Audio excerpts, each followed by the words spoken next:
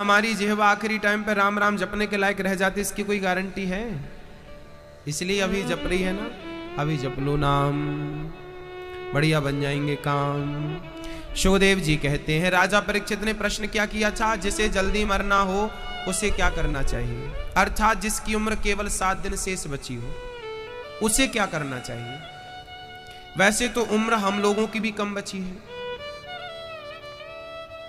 अच्छा, आप लोग कब मरेंगे आपको कोई जानकारी है आप में से किसी को?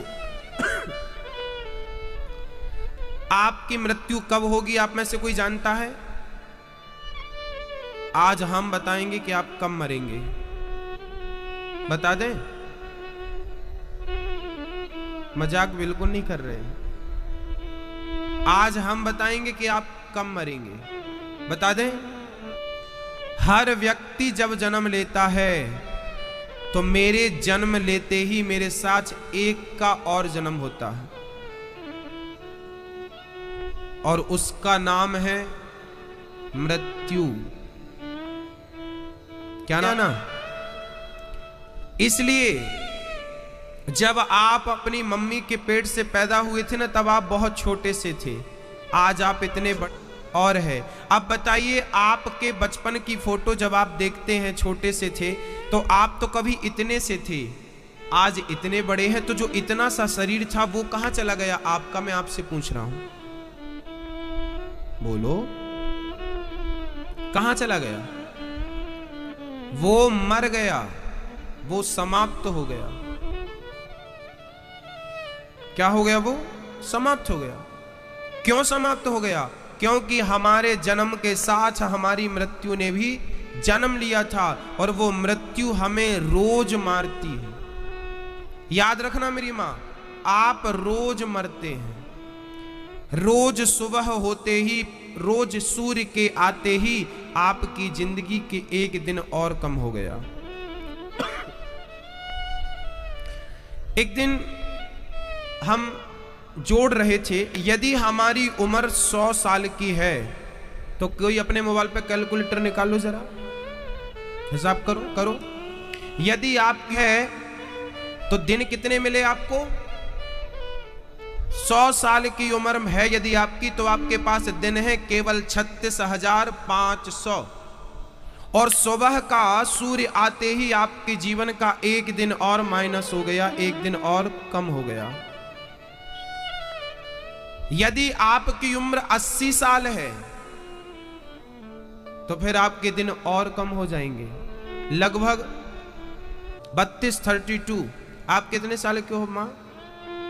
35 मई। तो अब बचे कितने दिन हैं आपके? बहुत कम। हिसाब किताब तो आप बहुत अच्छे से जानते हैं, केवल नोटों का हिसाब ना किया करो, कभी सोने के झूठ फरेब करने की उम्र बची है क्या? उठ जाग मुसाफिर भोर भई, अब रैन कहां तू सोवत है। जो सोवत है वो खोवत है और जो जागत है वो पावत है। मेरी मां, हर क्षण हम मर रहे हैं और हमें पता ही नहीं चल रहा है। हमारा लड़कपन मर गया, हमारी जवानी मर गई, आधा बुढ़ापा मर गया। पूरे मर जाओगे, जाग जाओ, उस परम पिता को याद कर लो। जिस शुकदेव जी कहते हैं, जिसे जल्दी मरना है उसे अपनी नींद का त्याग कर देना चाहिए। निद्रया ह्रियते नक्तम, निद्रया ह्रिये नक्तम व्यवायेन चवावया दिवाचार्थे हया राजन कुटुंब भरणेन वा। जिसे जल्दी मरना है उसे कम सोना चाहिए, ज्यादा से ज्यादा भगवान का चिंतन करना चाहिए और ज्यादा हाय हाय नहीं करना चाहिए। विधाता जितना दे दे उतने में संतोष रख के सुदामा के पास जितना धन होता था वो उतने में संतुष्ट रह करके और बाकी बचे हुए समय को भगवान के चरणों में अर्पित किया करते थे। वो व्यर्थ की चिंता, व्यर्थ का अपवाद और व्यर्थ का संग्रह नहीं करते थे। आज मैं महाभारत की चर्चा समझ रहा था, उसमें नकुल सहदेव जंगल से लकड़ी काट के ला रहे थे, तो वो ज्यादा लकड़ी काट के ले आए। तो धर्मराज युधिष्ठिर ने उन्हें डांटा, क्यों नकुल सहदेव तुमने इतनी सारी लकड़ी जंगल की क्यों काट दी? अच्छे से व्यतीत कर लो, जब कल आएगा तो कल की हम सोच लेंगे, कर लेंगे। अब कल की चिंता कर करके हम आज भी बिगाड़ लें और कल तो फिर बिगड़ी है। तो कल की चिंता में हम लोगों के कारण एक करोड़पति आदमी था, एक करोड़पति आदमी था। उसने अपने मुनीम से कहा, बताओ हमारे पास कितनी दौलत है। मुनीम ने हिसाब करके बताया, महाराज सेठ जी आपके पास इतनी दौलत है कि आपकी 8 पीढ़ी बैठी बैठी खाएगी तो खत्म नहीं होगा। तभी सेठ जी की आंखों में आंसू आ गए। मुनीम ने कहा, आपके पास इतनी दौलत है, बेशुमार दौलत है कि 8 पीढ़ी आपकी बैठे बैठे खाएगी तो खत्म नहीं होगा। सेठ की आंखों में आंसू आ गए। मुनीम ने कहा, क्यों रो रहे हैं? सेठ जी बोले, 8 पीढ़ी तो खा लेगी, 9वीं का क्या होगा? तो क्या आपको भी इतनी दूर का सोचना है? जो बहुत सोचते हैं वही तो दुखी हैं आज। वही सेठ जब घर से बाहर निकला तो एक बूढ़ी सी अम्मा घर के बाहर, किसी के घर के बाहर आटा मांग रही थी। तो घर वाली निकली बहन और उसने बढ़िया आटा, उसे बढ़िया 1.5-2 किलो आटा दे दिया। वो अम्मा खुश होके घर गई, दूसरे घर पे नहीं मांगा। सेठ ने कहा, क्यों? तूने एक ही घर में आटा मांगा, दूसरे घर में क्यों नहीं मांगा? बूढ़ी अम्मा बोली कि आज का जुगाड़ छी करे न काम, दास मलू का कह गए सबके दाता, सबका पालनहार वही है। अपने अपने घरन की सब काहू को पीर, उसे पीर सब घरन की सो धन्य धन्य रघुवीर। हमें कल की चिंता में आज को बिगाड़ना नहीं है। चलो आज मैं आपको समय बांट के देता हूं। 1 घंटा अपने बच्चों के साथ खेला करो, बच्चों को दिया करो। 1 घंटा अपनी पत्नी के साथ बैठा करो, पत्नी को प्यार से बात किया करो। 1 घंटा अपने पति के साथ बैठा करो। चलो 2 घंटा बैठो, बात करो प्यार से, कल की प्लानिंग कर लो थोड़ी सी। 1 घंटा अपनी मां के पास बैठो, मां बाप के पास बैठो, है ना। 1 घंटा, चलो 4 घंटे 6 घंटे बिजनेस करो, व्यापार करो, काम करो। चलो 8 घंटे काम करो, पैसे कमाओ। पर कम से कम 24 घंटों में यदि आप काम को 8 घंटे देते हैं, पत्नी को 2 घंटा नहीं लगाओगे तो बैटरी डाउन नहीं हो जाएगी। तो आप जब भगवान के सामने बैठते हैं ना, तो आपकी बैटरी चार्ज हो जाती है और वो दिन भर काम करे। और उस परम पिता को याद करो और कहो कि हे नाथ, मैं आपको कभी भूलू नहीं। बोलो, हे नाथ, मैं आपको कभी भूलू नहीं। हे नाथ, मैं आपको कभी भूलू नहीं। देव जी कहते हैं कि राजन,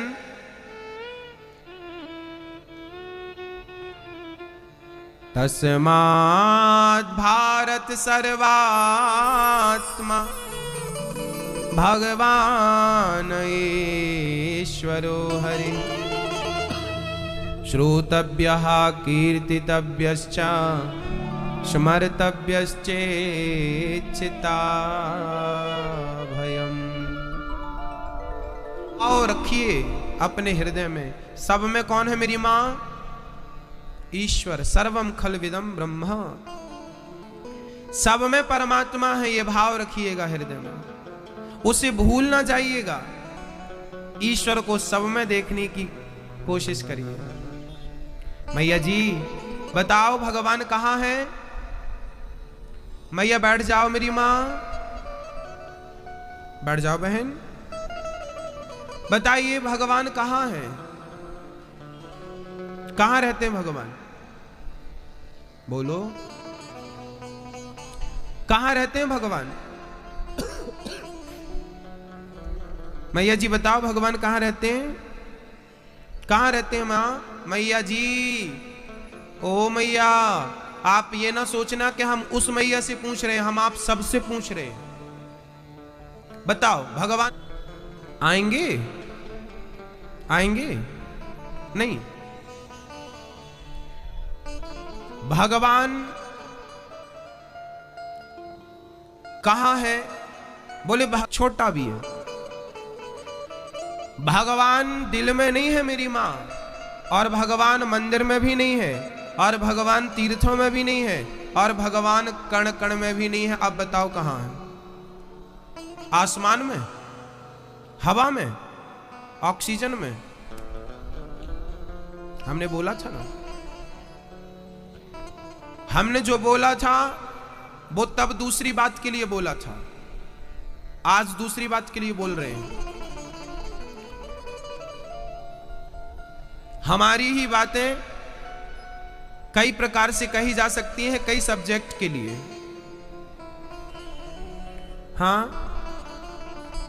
पेट्रोल के बहुत सारे काम होते हैं, केवल इंजन नहीं चलाता, बहुत सारे काम होते हैं। प्रहलाद को तो कहा कि खंबे पर ईश्वर है, हिरण्यकश्यप ने प्रहार किया, खंबा टूटा, नरसिंह भगवान निकले, भक्त की बात सच हो गई। भक्त की बात मिथ्या ना हो, इसलिए भगवान को खंबा तोड़कर निकलना पड़ा। भगवान भक्त के विश्वास में है मेरी मां। यदि विश्वास से आप कहती हो कि मेरे हृदय में भगवान है तो है, और यदि विश्वास डगमगाया तो फिर भगवान नहीं है। मानो तो मैं गंगा मां हूं, और ना मानो तो बहता। मानो तो वो है तो वो परमात्मा प्रकट हो सकता है वहां से। नहीं है विश्वास तो राम तुम्हारे सामने आकर खड़े हो जाएं तो तुम राम को पहचान ना पाओगे। रावण के सामने खड़े तो थे राम, क्या रावण पहचान सका? श्री कृष्ण खड़े तो थे कंस के सामने, श्री कृष्ण खड़े तो थे शिशुपाल के सामने, क्या ये लोग कृष्ण को पहचान सके? शिशुपाल तो गाली देता रहा, जिनकी कथा आप सुन रहे हैं उन्हीं कृष्ण को गालियां देता रहा, हमने कृष्ण को नहीं पहचाना। जबकि कृष्ण दोनों के सामने थे, अर्जुन के सामने भी थे और दुर्योधन के सामने भी थे। फर्क केवल इतना था कि अर्जुन के हृदय में विश्वास था, जबकि दुर्योधन के हृदय में संदेह था कि ये कैसा भगवान है, ये भगवान हो नहीं सकता। और संशयात्मा विनश्यति, गीता में लिखा है, यदि ईश्वर के प्रति डाउट हुआ तो वो नाश कर देगा डाउट। आपका जवाब देना पड़ेगा। अब ये दोनों जवाब जो मैंने कल परसों बोला था कि ईश्वर ऑक्सीजन के रूप में है, आज बोल रहा हूं ईश्वर विश्वास के रूप में है। अब फिर मैं प्रश्न कर रहा हूं कि ईश्वर कहां है? अब फिर आपको तीसरा उत्तर देना पड़ेगा। बताइए ईश्वर कहां है? कहां है? अब वो समझिएगा। अब ये तीनों बात समझ में आ जाएंगे, इसके बाद चौथी फिर कोई बात नहीं होगी इस सब्जेक्ट में। तीसरी बात यह है कि ईश्वर हम सब में है। सी राम सर्वम खलविदम ब्रह्म, सी राम मैं सब जग जाने, गोस्वामी तुलसीदास जी कह रहे। अहम ब्रह्मास्मि सोहम तत्त्वमसि, ये वेद वेदांत गरज गरज के कह रहे। और मिट्टी की बनी हुई गिलास, और मिट्टी की बनी हुई सुराही, और मिट्टी के बने हुए खिलौने, और मिट्टी की बनी हुई तपेली बर्तन। अब बताइए इन सब में क्या है? क्या है? समझ में आ रही है? नहीं आ रही है? चलो मैं आपके हिसाब से समझता हूं, समझाता हूं। मैया आपके कान में जो झुमके हैं ये किस चीज के हैं? सोने के। ये जो गले में बड़ा सा हार है किसका है? बोलो, सोने का। ये जो बाजू में आपने पहना था वो क्या था? सोना। ये कमर में जो पहना था वो क्या था? सोना। क्या था? माथे पे जो पहनती हैं माताएं वो क्या था? सोना। गले पे पहना है रानी हार, नाम रानी हार है, पर है क्या? हाथ में पहना चूड़ी, नाम चूड़ी है क्या? सोना। सोने के सिवा कुछ है? नाम अलग हो सकता है, उसका रूप अलग हो सकता है। बिंदिया का रूप अलग है, बालों का आकार अलग है, हार का आकार अलग है, नाम अलग हो सकता है, रूप अलग हो सकता है, पर सबके भीतर है एक ही चीज। क्या है? कॉमन एक चीज सबके भीतर है। क्या है? पर सबके भीतर तत्व तो वही परमात्मा समाया हुआ है। जैसे हर आप ईश्वर है, किस रूप में है? जैसे हर आभूषण में सोना है। एक दूसरा उदाहरण से आपको समझाऊं, ये बात बिल्कुल आपकी आएगी समझ में। नहीं आए तो फिर हम कुछ नहीं कर सकते। अब भी नहीं आए तो फिर हमसे कुछ नहीं होगा आपके लिए। ये क्या है? बस ये बताओ क्या है? रुमाल। और अच्छे से देखो ये क्या है? रुमाल, ये रुमाल कुछ बोल रहे कपड़ा, ना तो ये रुमाल है ना तो ये कपड़ा है। एक्चुअली इसके अंदर ना सिर्फ धागा है। यदि हम एक एक धागा निकालना शुरू कर दें तो क्या रुमाल बचेगा? क्या कपड़ा बचेगा?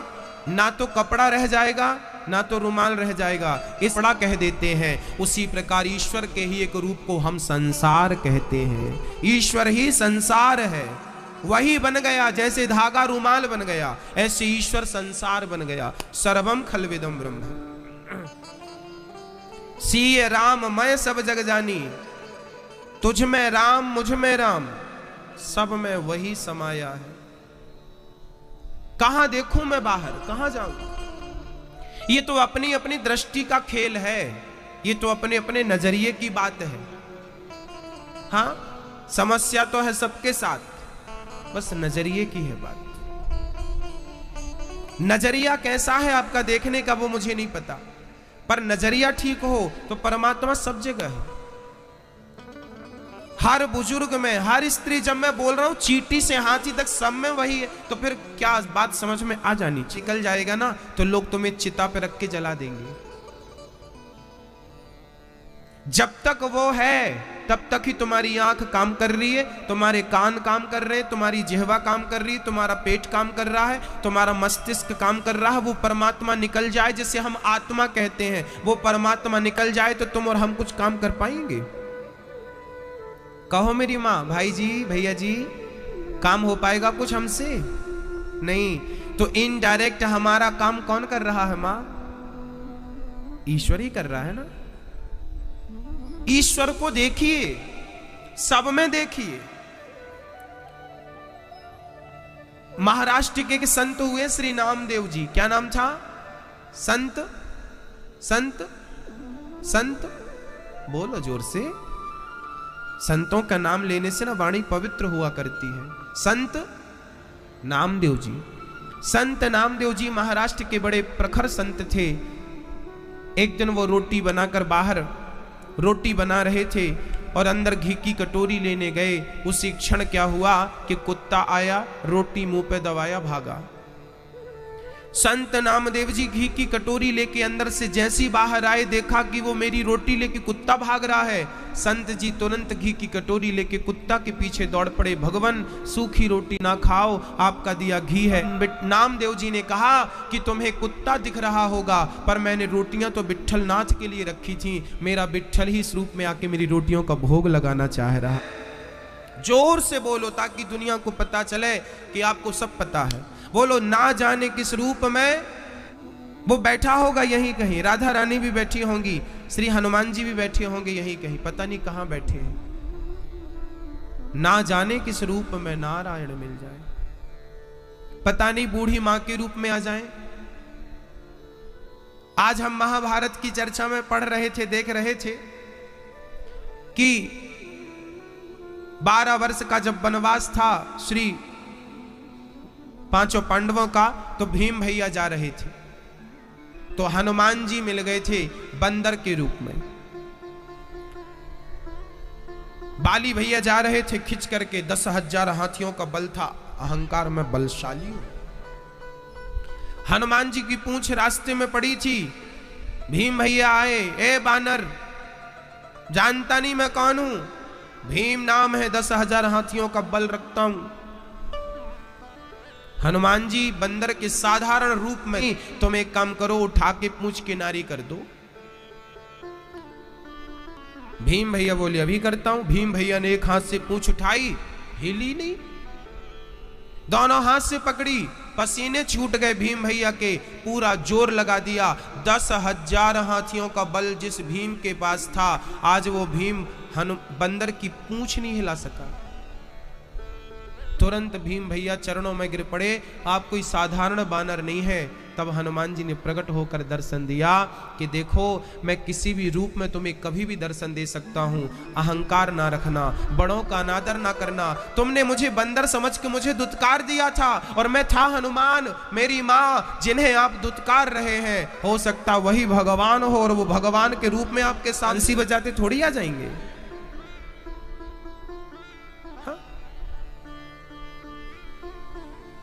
आएंगे, पहचानना आपको पड़ेगा।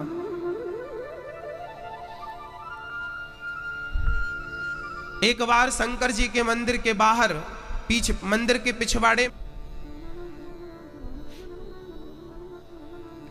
ये लोग कहते शंकर जी गांजा पीने के पहले शंकर जी इनको बांध के ना मिर्ची का खूब धुआं देना चाहिए। उल्टा लटका के कर रहे हो। शंकर जी गांजा पी सकते हैं, तुम्हें अक्कल है? शंकर जी जहर पीते हैं और वो भी कंठ पे रखते हैं, इसलिए उनका गला नीला पड़ गया, नाम पड़ गया नीलकंठ। शंकर जी गांजा नहीं पीते और ना तो भांग पीते हैं। तो कर्पूर गौरम करुणावतारम, शंकर जी का एक ही नशा है, सदा वसंतम हृदयारविंदे भवम भवानी सहितम नमामि। शंकर जी हर पल केवल एक ही मंत्र जपते हैं, राम राम। कर्पूर गौरम, शंकर जी काले नहीं है, कपूर की तरह गोरे। कर्पूर गौरम, अवतार कैसा है? करुणावतारम, सबसे जल्दी प्रसन्न। जिसके गले पे जहर, हलाहल जहर हो, वो गांजा पिएगा?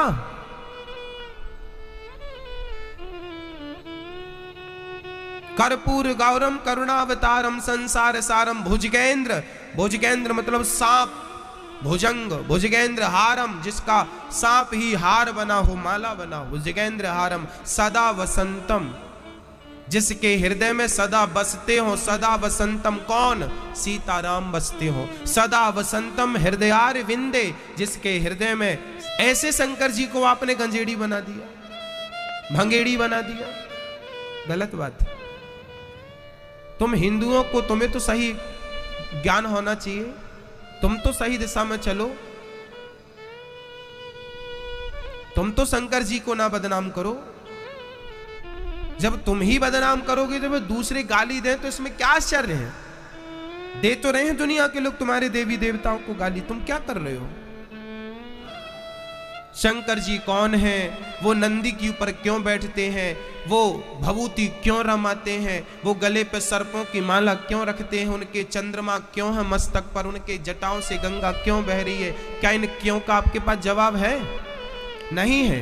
क्या इस जवाब को जानने की कोशिश की? नहीं की। हर क्यों का उत्तर होता है, कारण होता है। शंकर जी बैल के ऊपर, नंदी ही संक्षपादा द्वय शीर्षे सप्तहस्तासु, जिस नंदी पर शंकर जी सवार होते थे उसके 7 हाथ होते थे। सप्तहस्तासु, नंदी के 4 पांव होते हैं, अर्थात धर्म के 4 चरण होते हैं। सत्य, दया, दान, तप। बोलो धर्म के कितने चरण होते हैं? धर्म के कितने चरण होते हैं? 4। सत्य, दया, दान, तप। जो नंदी होता है ना, वो धर्म का स्वरूप होता है। नंदी किसका स्वरूप है? बोलो। नंदी किसका प्रतीक है? बोलो। धर्म का प्रतीक है। और धर्म के चरण कितने हैं? शंकर जी बैठे किस पर हैं?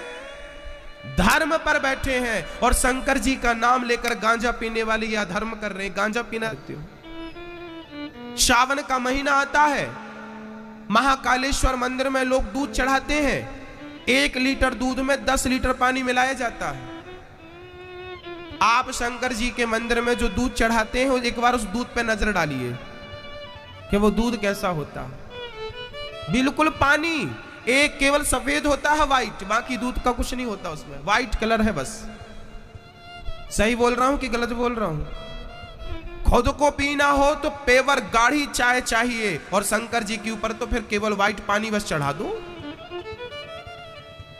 और उस पानी को चढ़ाने में भी भारत की मीडिया ने पिक्चर बना। वो पिक्चर केवल इसलिए बनी थी कि शंकर जी पर दूध क्यों चढ़ाया जाता है।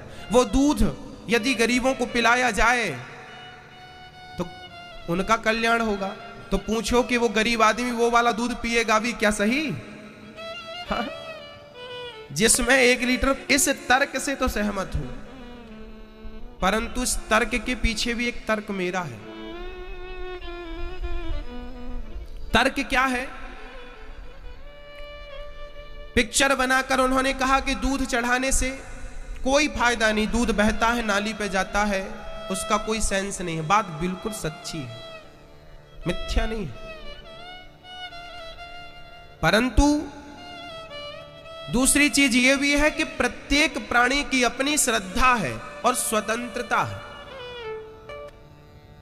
आप किसी की श्रद्धा पर, किसी की स्वतंत्रता पर ठेस बिल्कुल ना पहुंचाएं।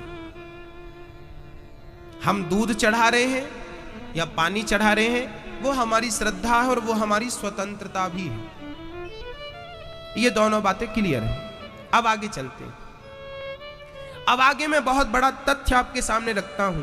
अच्छा ये बताओ मेरी मां, शंकर जी को दूध नहीं चढ़ाना चाहिए, इसकी बहुत सारी पिक्चर बन चुकी हैं। जबकि दूध चढ़ाने से क्या किसी के घर का चूल्हा बुझता है? क्या किसी शंकर जी को दूध चढ़ाने से किसी का कोई नुकसान नहीं है? परंतु शराब पीने से कितनी सारी माओं के बेटे समाप्त हो गए, कितनी पत्नियां बेवा हो गई, विधवा हो गई, कितने बच्चों के सिर से पिता का साया गुजर गया, समाप्त हो गया, और कितने घर पे कमाने वाले, दो रोटी कमा के खिलाने वाले। बात आज तक किसी पिक्चर में नहीं बताई गई कि शराब पीने से चूल्हे बुझ जाते हैं, शराब नहीं पीना चाहिए। क्या इसके लिए आज तक कोई पिक्चर बनी? क्या आप आता है आज तक किसी फिल्मी दुनिया से एक भी पिक्चर रिलीज नहीं हुई कि शराब के विरोध में हो?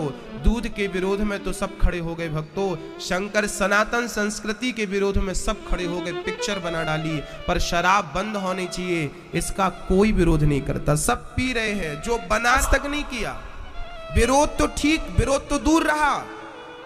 पिक्चरों में गाने बनते हैं कि मुझे पीने का शौक नहीं, पीता हूं गम भुलाने के लिए। पिक्चर के गाने हैं या नहीं?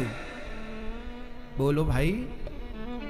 पिक्चर में गाना है कि मुझे पीने का शौक नहीं, पीता हूं गम भुलाने के लिए। अब ये मूर्ख पुरुषों को जब ये गाना सुनते हैं तो उनको लगता है कि यार बात तो सही है, मैं पीता तो नहीं हूं पर गम बहुत है, टेंशन बहुत है, चलो पी लेते। क्योंकि वो गा रहे हैं ना बड़े बड़े हीरो कि पीने का शौक नहीं, पीता हूं गम भुलाने। नौजवान भाई लोग बोलते हैं कथा में क्या रखा है। आज का नौजवान भाई 3 घंटे कथा सुनने को बेकार समझता है, पर 3 घंटे की पिक्चर वहां जाती है, वहां जाते 3 घंटे पिक्चर देखते हैं और वहां देखते क्या है? बोले मुन्नी बदनाम हुई डार्लिंग तेरे लिए।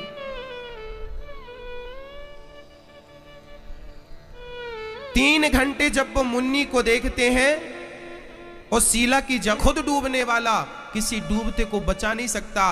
1,00,000 बुझे दिए, एक को जला नहीं सकते, और एक जला हुआ दिया लाखों बुझे तो लाएंगे। हाँ, ये बुझे हुए दिए हैं। इन्हें 3 घंटे की पिक्चर में अपना सदुपयोग लगता है समय का, और कथा सुनते हैं तो मम्मी को बोलते पागल मेरी माँ 3 घंटे कथा सुन के आ गई।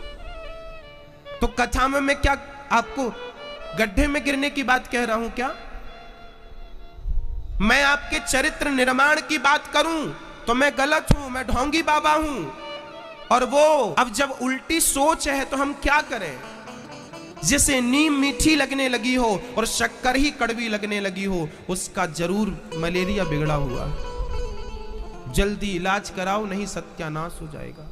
जब गुरुजनों की बातें और जब माता पिता की बातें तुम्हें बेकार लगने लगे और गलत आदमी की बातें तुम्हें अच्छी लगने लगे, समझ लेना कि तुम्हारा सर्वनाश होना निश्चित है। थोड़ा चोटी रखा करो, सिखा रखा करो, बुद्धि विकसित होती है। चाणक्य की लंबी चोटी थी, चोटी रखने से बुद्धि विकसित होती है। हिंदुओं तुम तो पहचान लो, तुम्हें चोटी रखने में शर्म आती है नौजवान भाइयों को। और शराब की दुकान में शाम को 5:30 बजे चले जाना, लाइन लगा के खड़े हैं सारे भाई। ये हम सब की संतान है। महादेव एक दिन महादेव तो कर्पूर गौरम करुणावतारम शंकर जी को लगा कि चलो इनको एक बार दर्शन दिया जाए। शंकर जी प्रकट हो गए। कहो बेटा तुम्हें क्या चाहिए? तो वो गंजेड़ी ना बड़े नशे में चढ़ गई थी, मांग में शंकर भक्त। तू ज्यादा चढ़ा लिया कि अपने आप को शंकर मान रिया?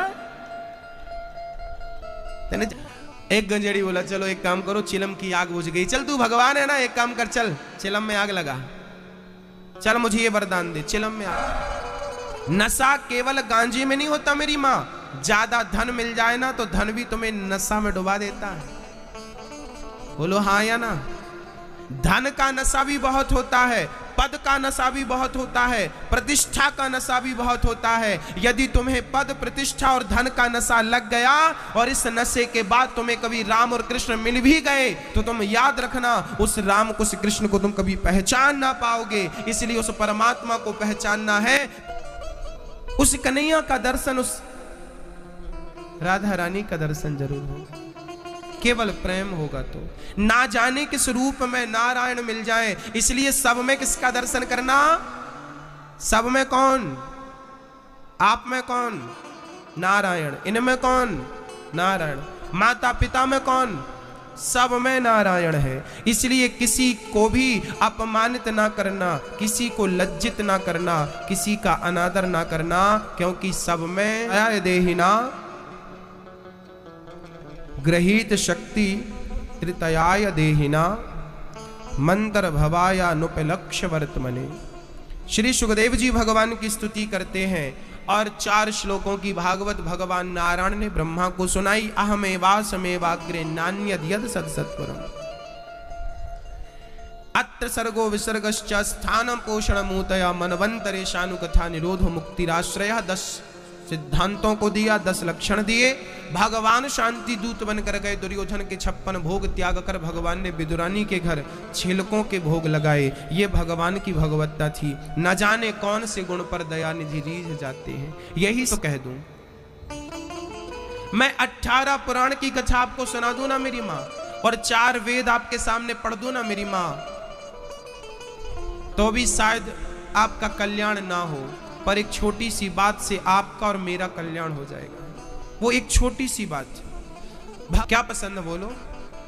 ज्ञानी लोग पसंद है कि मूर्ख लोग पसंद है, कि भक्त लोग पसंद है, कि दौलतमंद पसंद है, कि बूढ़े लोग पसंद है, कि बच्चे लोग पसंद है, कि नदियां पसंद है, कि समुद्र पसंद है? भगवान को सोना पसंद है कि रोटी पसंद है, कि बेर पसंद है, कि छिलका पसंद है, कि मिश्री पसंद है, कि मक्खन? क्या पसंद है आप बताओ? क्या पसंद है मेरी माँ? और पुराण का मैं सार सार बोल रहा हूं आज। बोलो राम ही केवल, जोर से बोलो, राम ही केवल प्रेम प्यारा, जान जान ले ये जो जान निहारा। एक बार पूरा बोलो, राम ही केवल प्रेम प्यारा। वो राधा रानी और गोपियों के प्रेम ने उद्धव को पराजित कर दिया। उद्धव जैसा ज्ञानी हार गया। किनसे हार गया? बोले गोपियों से हार गया। क्योंकि गोपियां कोई पढ़ाई लिखाई तो उनकी नहीं थी, कोई पीएचडी की डिग्री नहीं थी, कोई डॉक्टर नहीं थी, बस वो प्रेम करना जानती थी। और याद रखना भक्तों, ज्ञानी हार जाता है प्रेमियों के सामने। प्रेम पंडित हो। यदि आपने प्रेम करना सीख लिया तो आप सीख गए सब कुछ। और सब कुछ सीखने के बाद भी प्रेम आपको ना आया, हाँ, तो आपकी पूजा बेकार है। हाँ, अच्छा मैया एक बात बताओ, एक पिता ने अपनी बेटी का विवाह किया, बहुत खर्चा किया उसकी शादी में, परंतु लड़की का ना उसके होने वाले पति से मन नहीं लगा, प्रेम नहीं हुआ। वो लड़की किसी और को पसंद करती थी और पिता ने इतना सारा खर्चा इसीलिए किया कि मेरी बेटी बहुत खुश रहे इस लड़के के साथ, इनकी जोड़ी सलामत रहे।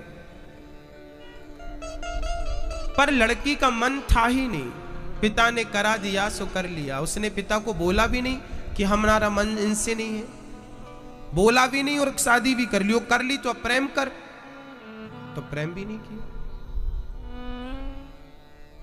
अब बताओ क्या उस पिता का इतना सारा दहेज देना, इतनी बड़ी पार्टी देना, इतना पैसा खर्च करना क्या सफल हुआ? अपनी बेटी की खुशी के लिए बाप ने इतना कुछ किया था कि अपने घर जाएगी तो खुश रहेगी, पर लड़की तो कहीं और ही उसका दिमाग था। तो क्या पिता का इतना कुछ धन देना सार्थक हुआ? बोलो हाँ या ना? मैया जी, हुआ नहीं। शादी की पर लड़की तो प्रेम ही नहीं। हमारी माताएं तो लगभग बहुत व्रत करती हैं, पूजा पाठ कम नहीं है, इतना कुछ किया, पर भगवान के चरणों में प्रेम ना हुआ ना मेरी मां, तो आपकी भी सारी पूजा बेकार है। यदि आप भगवान से प्रेम नहीं करती तो हमने एकादशी के व्रत किए, 20 साल तक हम कंटिन्यू एकादशी करते रहे, 25 साल तक हमने पूर्णिमा का व्रत किया, और 30 साल तक हम माघ के महीने में प्रयागराज गंगा स्नान करने नित्य नियम से जाते थे। और हम हर साल हर महीने हम अमावस्या में गोवर्धन की परिक्रमा लगातार नहीं किया कन्हैया से, प्रेम नहीं किया, तो प्रेम के बिना आपकी सारी पूजा बेकार है, जैसे जैसे प्रेम के बिना नारी का जीवन बेकार है। अच्छा, एक स्त्री पूरी जिंदगी में किसकी भूख रखती है, किसकी चाहत रखती है? बोलो, एक स्त्री को किस चीज की चाहत होती है? कि उसका पिता, सबसे पहले लड़की को चाहत होती है कि उसका पिता उसे प्यार करे, उसकी माँ उसे प्यार करे। फिर शादी के बाद उसकी चाहत होती है कि उसका पति उसे प्यार करे। फिर बच्चा होने के बाद चाहत होती है कि प्यार चाहते हैं पूरी जिंदगी बस। यदि हम आपसे प्यार चाहते हैं, आपके प्रेम के भूखे हैं, तो बताओ कभी भगवान से पूछा जाए कि प्रभु आप किसकी चाहत रखते हैं, तो उनका उत्तर क्या होगा? बोलो मैया, क्या उत्तर होगा? बोलो मेरी मां, क्या आप अपने पति को रोज माला पहनाती हो? नहीं। क्या आप अपने पति को रोज जल चढ़ाती हो? कभी नहीं चढ़ाते जल, कभी नहीं चढ़ाते माला। क्या आप पति को रोज रोज तिलक करती हो? नहीं तिलक करती हो। आप रोज पति को माला भी नहीं चढ़ाती हो, आप पति को रोज जल भी नहीं चढ़ाती हो, आप पति को रोज तिलक भी नहीं लगाती हो। तो क्या ये सब करना जरूरी था? आप अपने पति से प्रेम करती हो, आप अपने बच्चों से प्रेम करती हो, तो क्या बच्चों को माला पहनाना, तिलक लगाना जरूरी है? बोलो मेरी मां। जहां प्रेम है ना, वहां फॉर्मेलिटियां नहीं है, और जहां फॉर्मेलिटी है वहां प्रेम नहीं है। सही बात है या नहीं? हाँ, आप जिनसे रियल प्यार करते हैं वहां बिल्कुल फॉर्मेलिटियां नहीं होती। आप यहां बढ़िया सज धज के आते हैं, पर आप अपने घर पे जब रहते हैं तो क्या ऐसे ही रहते हैं 24 घंटे? नहीं रहते ना, नहीं रहते, क्योंकि आप अपने घर पर दिखावा किसे करेंगे? आप अपने घर पे तो रियल रहते हैं, पर जब घर से बाहर निकलते हैं ना तो आप बनावटी हो जाते। आप यहां तक कि मंदिर जाती हो ना मेरी मां, तो बनावटी होके जाती हो। और भगवान कहते हैं कि मुझे बनावटी लोग बिल्कुल पसंद नहीं। पूतना गई तो थी बंठन करके, कृष्ण ने पूतना को देखते ही आंख बंद कर ली थी। पूतना मौसी सज के गई थी, सवर के गई थी, आंख बंद कर ली। गोविंद ने देखा नहीं, तुझे नहीं देखेंगे। फूल नहीं है तो क्यों तुम फूल तोड़ रहे हो? कई लोग सवेरे से ना दूसरों के घर के फूल तोड़ लेते, चोरी कर लेते। काहे चुरा रहे हो? भगवान को चढ़ाएंगे। वाहरी भक्ति तुम्हारी। सवेरे सवेरे ये कहां तुमसे कहा गया कि तुम फूल चढ़ाओ? कृष्ण ही प्यार है और प्यार ही। बच्चों से नेचुरल होके बात करते हैं, नेचुरल प्यार करते हैं, जैसे आप अपने पति से नेचुरल बात करते हैं और नेचुरल प्यार करते हैं, बस कन्हैया से भी वैसे ही, या तो पति मानकर, या तो पुत्र मानकर, या तो पिता मानकर, या तो गुरु मानकर कृष्ण से केवल रियल प्यार। राम ही केवल प्रेम प्यारा और जान ले जो जान निहार। क्या पसंद है कन्हैया को? गोपियां क्या करती थी बताओ? मैया जी, ओ मैया, मैया, गोपियां क्या करती थी? मेरी माँ क्या करती थी? मैया आप हंस रही हो? हाँ, हमने कुछ गलत कहा क्या? फिर बताओ, कृष्ण को क्या चाहिए? केवल प्रेम। तो आप करते हो कि नहीं प्रेम? करिए। प्रति गई कृष्ण को छिल के खाते गए। विदुर जी ने 56 भोग परोसा। कन्हैया बोले, विदुर जी, जो स्वाद मुझे ने छिलकों में मिला वो आपके मेवा मिष्ठान में नहीं। एक बार विदुर जी महाराज ने प्रश्न किया है श्री मैत्रेय मुनि से कि सारी दुनिया सुख के लिए कर्म करती है, दुख क्यों मिलता है? मैत्रेय जी ने कहा, संसार का नाम ही दुखालय है, संसार में जन्म लेंगे तो दुख ही मिलेगा, इसलिए दुख ही मिलता है। हाँ, श्री विदुर जी ने प्रश्न किया कि भगवान ने नाना प्रकार से अवतार क्यों लिए, कभी वो नरसिंह बनकर आए? तब पूरी सृष्टि क्रम बता दिया, सुनो। भगवान नारायण की नाभि से एक कमल उत्पन्न हुआ था, उस कमल पे एक ब्रह्मा जी का जन्म हुआ। ब्रह्मा जी ने अपने शरीर के दाहिने अंग से पुरुष को और बाम अंग से स्त्री को जन्म दिया था। पुरुष का नाम था मनु और स्त्री का नाम था शतरूपा। मनु करदम जी ब्रह्मा के छाया पुत्र थे। करदम जी बचपन से ही भगवान का तप करते थे, ध्यान लगाते थे। एक दिन क्या हुआ, करदम जी जंगल में कुटिया बना के भगवान की भक्ति कर रहे थे, तभी मनु जी अपनी बेटी को लेके आ गए। करदम जी से कहा, आप मेरी बेटी से विवाह कर लीजिए। करदम जी बोले, वैसे तो मेरा मन नहीं है विवाह। मनु जी महाराज चले गए। अब करदम और देवहूति साथ में रहने लगे। इनकी गृहस्थी बड़ी अटपटी थी भक्तों। करदम जी और देवहूति पता कैसे रहा करते थे? करदम जी पूजा करते थे तो देवहूति मां करदम जी की ऐसी समाधि लग जाती थी कि कई साल तक वो बैठे रहते थे एक आसन पे, चिंतन करते करते। देवहूति जाती, उनके शरीर को पोंछ देती और अपना स्त्री धर्म निभाती। नारी का एक ही धर्म है मेरी मां, और वो धर्म क्या है? दिन करदम जी जागे, उन्होंने देखा कि मेरे सामने एक सुंदर सी कन्या है, एक बूढ़ी स्त्री। अब बहुत साल हो गए ना 40 साल तक संत जन कहते हैं करदम जी समाधि में बैठे रहे। 40 साल बाद जब समाधि खुली तो बूढ़ी हो गई थी मां देवहूति। तब करदम जी ने कहा, देवी क्या इच्छा है आपकी? देवहूति बोली, मेरी एक ही इच्छा है कि मैं एक आपके द्वारा पुत्र चाहती हूँ। स्नान किया तो वो भी 18 वर्ष के नव युवक बन के आए और एक कामक विमान की रचना करदम जी ने तप के प्रभाव से की। विमान बनाया था करदम जी ने। हमारे वेदों में विज्ञान भी है मेरी मां, हमारे वेदों में साइंस भी है। क्या है? साइंस, विज्ञान है। सबसे पहला विमान करदम जी ने बनाया था, उस विमान का नाम था कामक विमान। उसके बाद राइट ब्रदर्स ने विमान बनाया। 1902 में पहला परीक्षण हुआ था विमान का सफल। करदम जी के बाद हमारे वेदों में विमान का जिक्र है मेरी मां, विमानों की कल्पना है। क्या जिक्र है?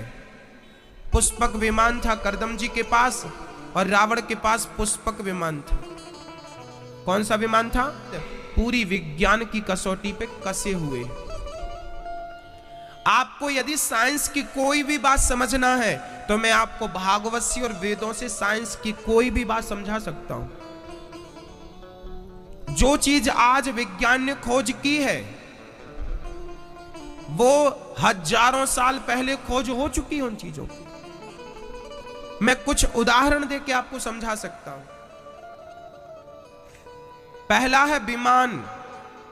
विमान सबसे पहले भागवत में वर्णन है पुष्पक विमान का, और रामायण में वर्णन है, इसमें कामक विमान का वर्णन है और उसमें पुष्पक विमान का वर्णन है। पुष्पक विमान, ये विमान थे हमारे यहां, सदियों सतयुग त्रेता की बात थी, विमान थे।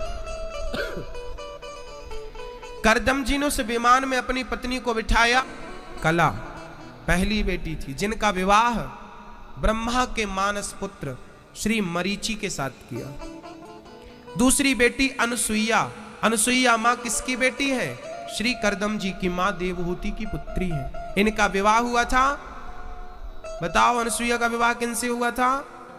अत्रि मुनि से। क्या नाम था अनसुईया के पति का? अत्रि। करदम जी की तीसरी बेटी का नाम था श्रद्धा। इनका विवाह हुआ था अंगिरा ऋषि से। चौथी बेटी का विवाह था हविर्भू, जिनका विवाह पुलस्त्य जी से। फिर गति का विवाह पुलह से। फिर क्रिया का विवाह क्रतु से। ख्याति का विवाह भृगु से। और अरुंधति का विवाह वशिष्ठ जी से हुआ। अथर्वा जी का विवाह प्रणाम किया। वो साक्षात भगवान नारायण ही कपिल रूप में प्रकट भये थे और करदम जी वहां से निकल पड़े। मैया जी, एक बहुत बढ़िया बात मैं आप तक पहुंचाना चाहता हूं, बहुत गंभीरता से सुने, है ना?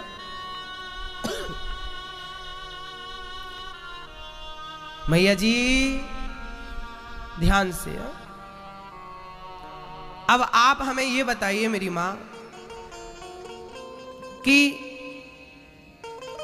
आप में से जिनकी बेटियों का विवाह हो चुका है और जिनकी बेटियों का और बेटों का विवाह, पुत्रियों और पुत्र का विवाह हो चुका, आपकी बेटी का विवाह हो गया, बेटे का विवाह हो गया।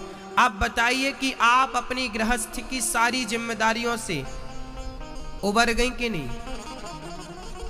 मैया जी, आप में से कितनी माँ यहाँ बैठी हैं और कितने पुरुष यहाँ बैठे हैं जिनकी बेटी का और बेटों का विवाह हो चुका? वो लोग